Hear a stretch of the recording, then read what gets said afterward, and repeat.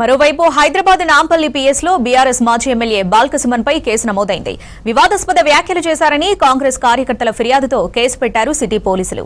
సింగరేణి ఆస్తులను తగలబెట్టాలంటూ ఉద్రిక్తతలు రెచ్చగొట్టారని కంప్లైంట్లో వివరించారు కాంగ్రెస్ నేతలు. అటు అబిడ్స్ పోలీస్ స్టేషన్లోనూ బాల్కసుమన్ పై కేసు నమోదైంది. ఖైరతాబాద్ డీసీసీ అధ్యక్షులు మోతే రోహిత్ సుమన్ పై అబిడ్స్ పోలీసులకు ఫిర్యాదు చేశారు. సింగరేణి ఆస్తులను తగలబెట్టాలని కార్మికులను రెచ్చగొట్టారంటూ ఫిర్యాదు చేశారు మోతే రోహిత్.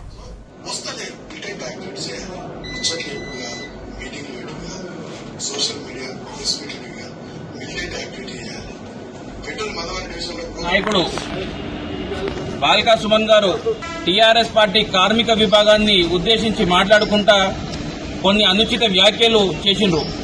బాల్కా సుమన్ ఒక ఎమ్మెల్యేగా పనిచేసినోడు, ఒక ఎంపీగా పనిచేసినోడు. నిన్న వాళ్ళ కార్మిక నాయకులను ఉద్దేశించి మాట్లాడుకుంటా మీరు ఇట్లా సోషల్ మీడియాలో పనిచేస్తే తగదు, మిలిటెంట్స్ లాగా పనిచేయాలి, సింగరేణి భవన్ తలగబెట్టాలి, జీఎం ఆఫీస్ తలగబెట్టాలి, పట్టాలను వలగొట్టాలి, ఒక వీధి రౌడీలాగా ప్రజలను రెచ్చగొడుతూ వాళ్ళ నాయకులను రెచ్చగొట్టే విధంగా మాట్లాడిండు. ఈ సభ్య సమాజం తల దించుకునే విధంగా బాల్కా సుమన్ మాట్లాడిండు. ఈ బాల్కా సుమన్ ను ఇటువంటి పనులను చేయడానికి ప్రేరేపించిన వ్యక్తి కేటీఆర్. ప్రభుత్వ ఆస్తులను ధ్వంసం చేయాలంటున్నారు. మరొక ముఖ్యమైన విషయం మీరు గమనించినట్టయితే, మరి డబ్బులు ఎడికేలు వస్తాయని చెప్పి వాళ్ళ నాయకులు ప్రశ్నిస్తే మీరు కాలబెట్టి చూడుర్రి, డబ్బులు తండోపతండాలుగా అవే వస్తాయని చెప్పేసి చెప్తుండ్రు. అంటే మీరు ఏం మెసేజ్ ఇస్తున్నారు? మీ నాయకులకు గానీ ప్రజలకు గానీ మీరు ఏం మెసేజ్ దలుచుకున్నారు?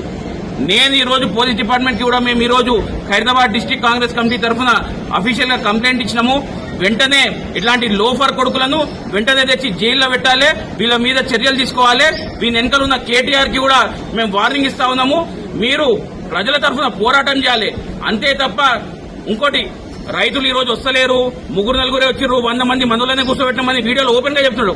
ఈ రోజు రైతులకి స్పష్టంగా తెలుసు కాంగ్రెస్ పార్టీ రైతుల పక్షాన నిలుస్తుందని చెప్పేసి వాళ్ళకి తెలుసు. కాబట్టి రైతులు వస్తలేరు.